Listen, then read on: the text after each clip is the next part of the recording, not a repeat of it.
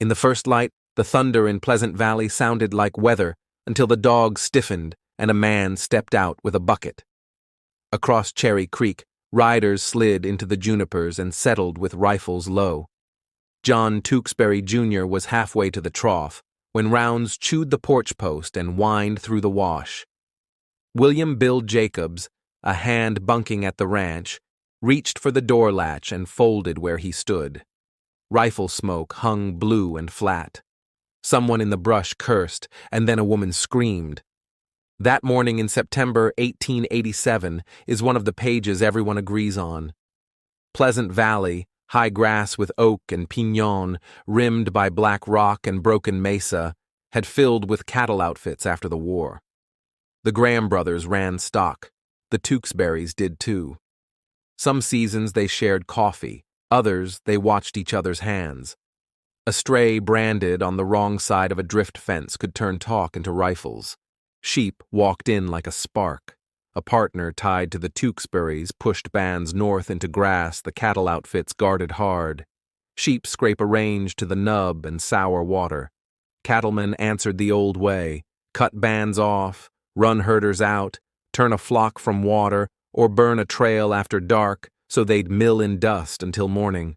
Charges flew in both directions. Warrants took shape in Prescott. The lawman who carried them knew a paper folded in a pocket could get a man killed. The year before the ambush, the Middleton cabin fight wrote an early stanza.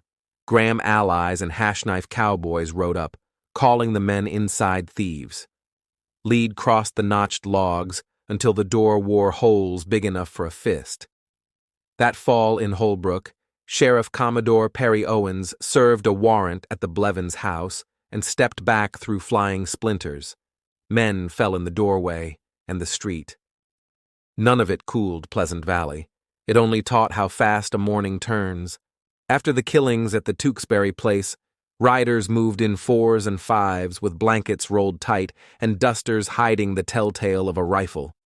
A man could die 5 steps from his gate. Friends checked on families after dark and knocked soft with the backs of their knuckles. Some nights a porch plank creaked and nothing followed. Other nights the dogs didn't get a chance to bark. Ed Tewksbury held a hard line and a long memory. He worked the rocks above Cherry Creek like the ground knew his boots. Tom and John Graham kept their own list. Each side told a straight story to its friends and a different one to itself. In between stood neighbors who wanted calves weaned and roofs that would hold through winter. Mothers set milk pails on the sill and watched the ridge while children ate bread and pretended not to notice the rifle leaning by the door. The fights were sudden and close. A rider reached to lift a gate and fell with his hand still wrapped around the latch. A teamster clucked to his mules and slumped across the lines as a round came from the brush. On a rim, a hat lifted on a stick drew fire. The man below the rock gave one answer back and watched dust drift over the wash. Sundays, some men went to church with pistols under coats. The preacher spoke on forgiveness, while the congregation measured where the echo would go if someone fired in the aisle. Law came as posies that knew the ground better than the truth. A deputy might be kin to one side or owe a favor to the other. Warrants printed neat in Prescott rode south with sweat-dark corners. A posse would circle a cabin and find it empty, or ride a ridge and meet rifles tucked into junipers. Some arrests stuck. A few trials ran. Jurors listened to reputations and to men who wouldn't lift their eyes. Verdicts found air and drifted. The Tewksbury place turned into a fort. Stovewood stacked high along the walls caught stray rounds. Windows became slits. The smell of sour bread and gun oil took turns in the room. Ed stayed close, sleeping under rock shelves and leaving sign only when he wanted to. Any rider who came wrong felt watched and went slow.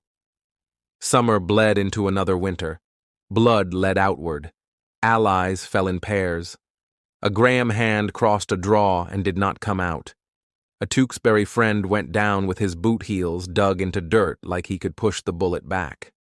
Boys were sent to married sisters in Payson or up on the rim, but news arrived faster than wagons. A name would reach the kitchen before a body did. The valley changed under pressure. Fences leaned with no one to set them straight. A ditch went dry and stayed that way, the shovel standing in it like a forgotten promise. Storekeepers kept their books. Sometimes a sack of flour went out without anyone saying when the debt would land. The post brought letters with roughened edges and now and then a city column that treated the feud like a traveling show. People read and shoved the clipping into the stove. When the killing wouldn't stay in the high country, it followed roads down. By 1892, Tom Graham, the last of his brothers, had put miles between himself and Pleasant Valley. He hauled grain near Tempe, kept cash ready, and rode roads with cottonwoods instead of scrub. One morning he turned his team toward town and never made it.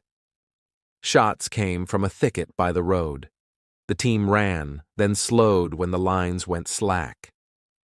Depending on who tells it, Tom lived long enough to name a man. The case ground on.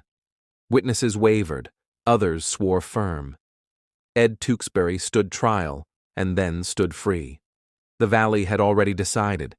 People who try to count the dead never land on a number that holds. Graves weren't always marked, and memory protects the teller. 12, 24, more. The cost is clearer. Ranches broken, children raised on the habit of looking at a ridge before stepping out. Men who moved away and still slept with one ear open. Sheep didn't win. Cattle didn't win. Years later, grass came back where both had stripped it. Summer thunder rolled again across parks green enough to fool anyone who hadn't listened close. By the end, the fire went out because it had eaten what it could reach. Families left or wore down. The next generation wanted wells and roads more than brands and revenge. Ed lived to old age, a small man with a stare that outlasted his enemies. When he died in 1904, the valley didn't boil again. It had cooled into a set of plain rules spoken low. Don't build your house at the center of your own grudge. Don't push stock onto grass your neighbor thinks is his unless you're ready to sleep behind a wall of wood.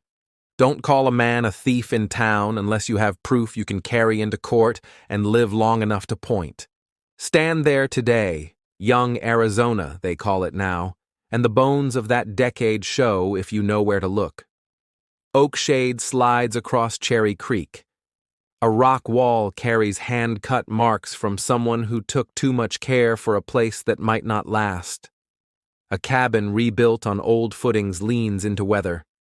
In the cemetery, wind folds the grass both ways, like riders once folding sign to confuse whoever followed.